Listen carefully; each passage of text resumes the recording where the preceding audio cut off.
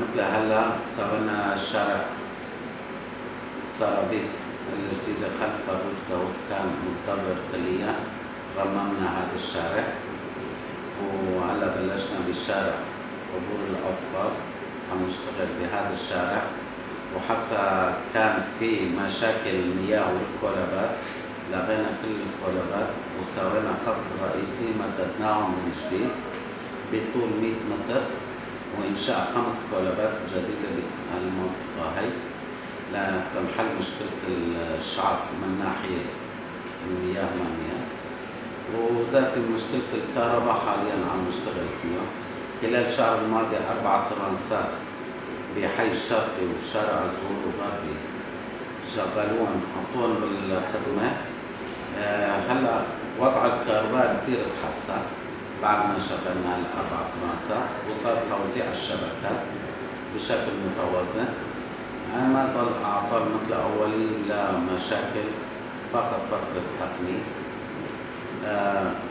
حاليا نزلنا ضابطة لنظافة الحي، ضابطة أي سيارة تقلب الحاويات، وزعنا 125 حاوية كبيرة ما بين أشرفية والشيخ منصور غربي والشيخ منصور شرقي. حاليا هن عملوا مفعل بشكل كثير ممتاز عم ننظف الحي. نزلنا عربانات الشوارع للتكنيس. أعمال اللي هلا تم إنجازها. طبعا من ناحية الصرف الصحي كمان كان في عنا عدة شوارع الصرف الصحي كانت عم تعاني من أعطال متكررة، قمنا بعملية استبدال كانت مجارير حولناها لبوابة الصرف الصحي بشكل الحالي. تم معالجة هذه المشاكل، لكن من ناحية الكهرباء لا زال المشروع قائم. حاليا بشارع 15 بشقير عند فرن قدس بهالمنطقة الترانسات والمحولات عم تشتغل الورشات على صيانتها. إن شاء الله خلال أقل من شهر الجاي بتكون تفعلت هالترانسات كمان.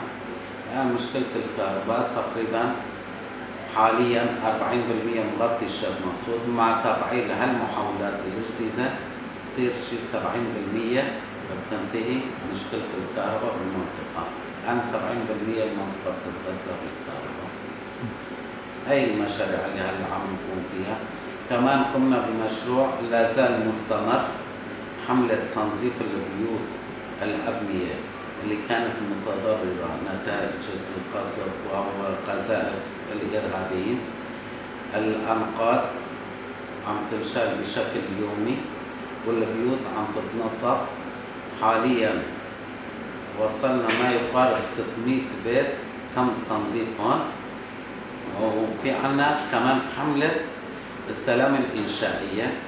البنايات اللي تضررت نتيجة القصف، نقول في أجسام خطرة مثل تلفزيونات مثل الساتلايتات أحجار اللي عم تهب فوق بالشوارع وفوق الشعب.